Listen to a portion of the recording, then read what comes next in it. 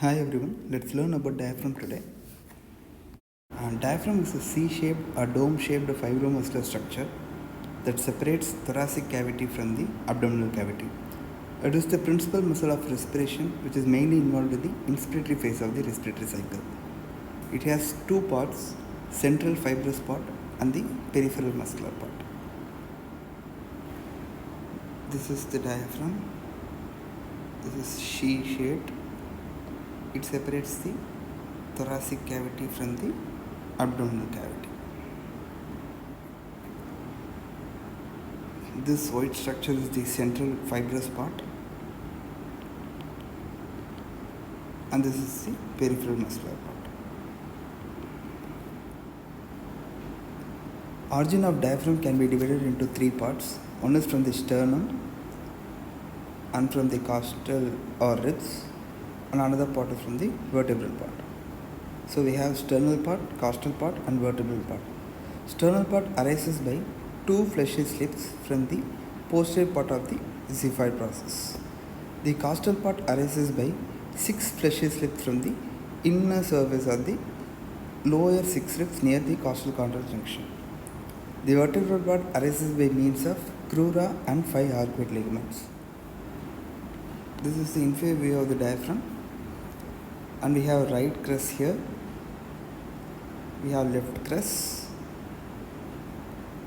This is the median arcuate ligament. This is the medial arcuate ligament. This is the lateral arcuate ligament. So right crest of the diaphragm is a vertical fleshy bundle from the right side of the anterior aspect of L1, L2 and L3 vertebra. Left crest originates from left side of the anterior aspect of the L2 and L3 vertebra. The median arcuate ligament is an arched fibrous band, the upper end of the two cruras. Medial arcuate ligament arises from L1 transverse process to the side of the L2 vertebra. This is the thickened upper margin of the psoas sheath. Lateral arcuate ligament arises from 12th rib to transverse process of the L1 vertebra. It is the thickened upper margin of the quadratus lumborum muscle. Insertion of the diaphragm. It is a trifoliate structure with three leaflets, right, left and middle. From circumferential origin from the sternal, costal and vertebral part, the muscle fibers converge towards central tendon and fuses with the fibrous pericardium and responsible for the diaphragm contraction. Right crest loops around the esophagus, which prevents regurgitation of the food contents when it contracts. So coming to the diaphragmatic openings, there are few major and minor openings in the diaphragm. Through some of the most important structures passes through it. The major openings include vena cava opening at the level of T8, esophageal opening at the level of T10, and the aortic opening at the level of T12. So vena cava opening is present in the central tendon to the right of the median plane at the level of T8. Inferior vena cava and right phrenic nerve are the structures passing through the vena cava opening. The contraction of the diaphragm enlarges vena cava opening, thereby increasing the venous return. And the esophageal opening is present to the left of the median plane. Through the esophageal opening, esophagus and vagus nerve passes through, and the contraction of the diaphragm has a sphincteric or pinchcock effect, which helps in preventing the regurgitation of food contents. The aortic opening is present in the midline behind the median arcuate ligament. Azygos vein and thoracic duct and descending aorta passes through it.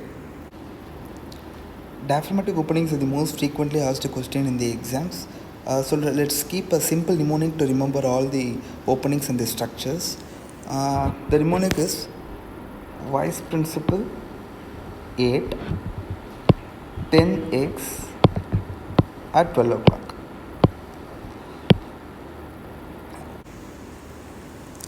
So for Weiss principle, vena cava opening and the phrenic nerve at the level of T8. At the level of T10, esophagus and vagus, azygos vein and thoracic duct, T12 vertebra. So structures passing through the minor openings include subcostal nerves and vessels, which passes deep to the lateral arcuate ligament, which is the thickened upper margin of the quadratus lumborum, and sympathetic chain, which lies deep to the medial arcuate ligament, which is thickened upper margin of the psoas sheath, and hemiazygous vein passes through the left crest of the diaphragm and superior epigastric vessels. These are structures which passes through the minor openings of the diaphragm. Coming to the blood supply of diaphragm, it receives its blood supply from the internal thoracic artery, which is a branch of subclavian artery. From the internal thoracic artery, pericardiophrenik artery and musculophrenic artery. And from the aorta, it receives its blood supply from the superior and inferior phrenic artery, and from the lower 5 intercostal arteries and the subcostal arteries. Diaphragm receives its nerve supply from the phrenic nerve and the lower 5 intercostal nerve and the subcostal nerve. Motor supply is mainly through the phrenic nerve, and sensory supply is from the phrenic nerve, which supplies the central part, and the peripheral part, which is supplied by the lower 6 intercostal nerves. The lymphatic supply of the diaphragm includes anterior diaphragmatic nodes behind the xiphoid process, posterior diaphragmatic nodes near the aortic orifice, right lateral nodes near the IVC, and left lateral nodes near the esophagus. Function of the diaphragm. Diaphragm is the principal muscle of respiration, which is involved in the inspiratory phase of the respiratory cycle. The contraction of the diaphragm descends, increases the vertical diameter of the thoracic cavity. The contraction of the diaphragm increases the intra-abdominal pressure, thereby helping in micturition, defecation, and vomiting. The diaphragm acts as a thoraco-abdominal pump, thereby increasing the venous return. It also helps in preventing regurgitation of gastric contents, because the right press of the diaphragm loops around the esophagus, acting like a pinchcock effect. The diaphragm helps in maintaining the core spinal stability. The dome of the diaphragm is one rib higher than the left rib. The area of attachment between the diaphragm and the ribcage is known as zone of apposition. It is of greater importance for proper diaphragmatic function. It is lost in the cases of certain lung diseases like COPD due to the flattening of the diaphragm. Embryology of the diaphragm. Diaphragm develops from 4 sources: septum transversum ventrally, pleuroperitoneal membrane at sides, and dorsal mesentery of esophagus dorsally, and the body wall peripherally. The septum transversum forms the central tendon of the diaphragm. Pleuroperitoneal membrane fuses with the dorsal mesentery of the esophagus and forms the dome of the diaphragm. The dorsal mesentery of esophagus fuses with septum transversum and the pleuroperitoneal membrane and forms the median portion of the diaphragm around the esophagus, and the body wall forms the peripheral part of the diaphragm.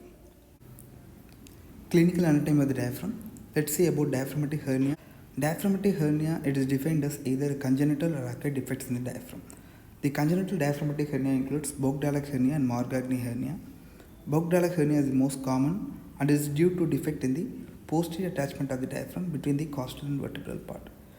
It occurs due to failure of pleuroperitoneal membrane to close in utero, and it results in herniation of abdominal contents into the thoracic cavity, and it usually presents in infancy. It is most commonly seen on the left posterolateral side.